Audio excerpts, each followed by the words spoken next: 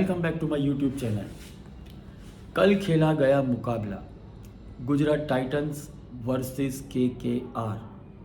बहुत शानदार मुकाबला रहा केकेआर के पॉइंट ऑफ व्यू से। फिन एलन ने जो बल्लेबाजी की है, 10 छक्के मारे उन्होंने। कल उनकी बैटिंग देखने लायक थी, बहुत शानदार थी। पर उसके सामने जो उन्होंने क्या किया कि उन्होंने जो गुजरात टाइटंस का जो स्ट्रॉन्ग एरिया था, मतलब बॉलिंग जो उनकी स्ट्रॉन्ग बोली जा रही है, तो उन्होंने उनके बॉलर कमर तोड़ दी और उनका लाइन लेंथ बिगाड़ दिया। उसकी वजह से शायद केकेआर एक अच्छे स्कोर की तरफ आगे बढ़ा और 247 रन्स बनाए और गुजरात टाइटंस को 248 का टारगेट दिया। गुजरात टाइटंस ने बॉलिंग में क्या अच्छा नहीं किया, तो मुझे ऐसा लगता है कि एक तो फील्डिंग सबसे ख़राब थी कल गुजरात टाइटंस की। पूरी सीज़न में गुजरात टाइटंस की फील्डिंग बहुत ख़राब थी। और दूसरा एक और भी चीज़ हुआ है कि पूरे आईपीएल मतलब गुजरात टाइटंस जब से आई है तब से उनके सामने किसी भी टीम का सबसे हाईएस्ट स्कोर 247 है। क्योंकि मैंने जैसे ही कल के वीडियो में बताया था कि गुजरात का स्ट्रॉन्ग पॉइंट उनकी बॉलिंग है, बट बॉलर्स भी क्या करेंगे जब फील्डिंग ही ऐसी होगी। कल 4 कैच छूटे और 4 बड़े प्लेयरों के। फिन एलन का कैच छूटा था 33 रन पे और उसके बाद फिन एलन 93 रन बना के गए। मतलब समझ लो कितने 60 रन और बना के गए हैं, और वो भी बहुत कम ही गेंदों में। उसके बाद रघुवंशी का कैच छोड़ा, उसके बाद भी उन्होंने 20-30 रन और जोड़े। उसके बाद ग्रीन का भी कैच छोड़ा और उन्होंने भी कैमियो के तरीके से अच्छी पारी खेली। तो ये सब अच्छी चीज़ नहीं है जीटी के लिए प्लेऑफ में जाने से पहले।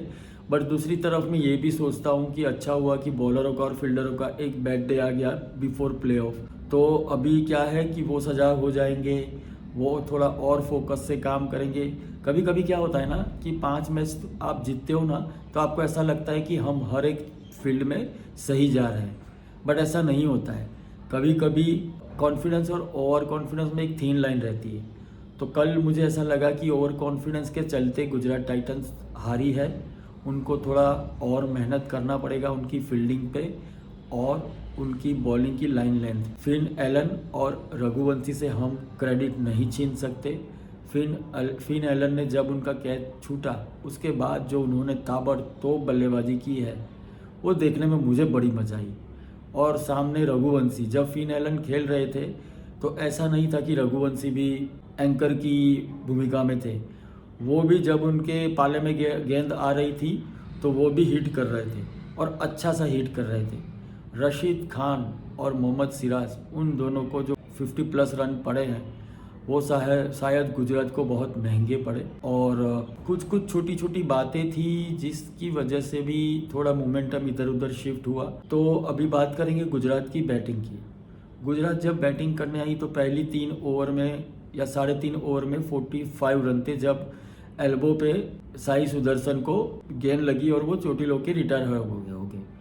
लेकिन उसके बाद के जो 2.5 ओवर थे उसमें सिर्फ 10 ही रन आए, तो वो थोड़े महंगे पड़े। और दूसरी बात 10 नहीं, शायद ज़्यादा 20 रन ही आए, बस ज़्यादा नहीं आए। जो मोमेंटम साई सुदर्शन कैरी करके चल रहे थे वो मोमेंटम पूरा टूट गया और उसके बाद बहुत स्लो हो गया। गुजरात टाइटंस के पास हमें पता है फिन एलन जैसे विस्फोटक बैट्समैन नहीं है, तो उसकी वजह से मुझे लगा ही था कि 248 शायद ही चेज़ हो। बट मैं सही में मानूँ तो मुझे वो चीज़ देख के बहुत अच्छा लगा कि गुजरात टाइटंस ने 280 रन्स किए, 18 रन्स किए। तो जो 200 से प्लस करके रन रेट को जो कंट्रोल में रखा, क्योंकि शायद प्लेऑफ में जाने के लिए शायद बात रन रेट पर भी आ सकती है। सभी टीमों को रन रेट देखना बहुत ज़रूरी है, तो उसके हिसाब से भी अच्छा खेले। शुभमन गिल बहुत अच्छी पारी खेले लेकिन फिनिश लाइन तक नहीं ले जा सके। मुझे ऐसा लगता है कि अगर शुभमन गिल लास्ट ओवर तक रहते तो ये मैच में कुछ भी हो सकता था, क्योंकि शुभमन गिल जैसे ही आउट हुए और साई सुदर्शन ने भी अच्छा ट्राई किया। बट सबसे बड़ा कंसर्न कल की मैच में ये था कि जॉस बटलर जिस चीज़ के लिए जाने जाते हैं तो उनके बैट पे बॉल आ नहीं रहा था।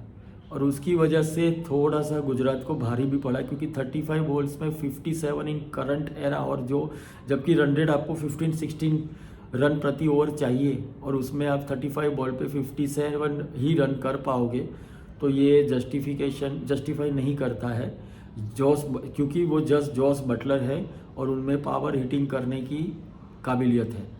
तो ये सब चीज़ थी जिसकी वजह से गुजरात मैच हारी।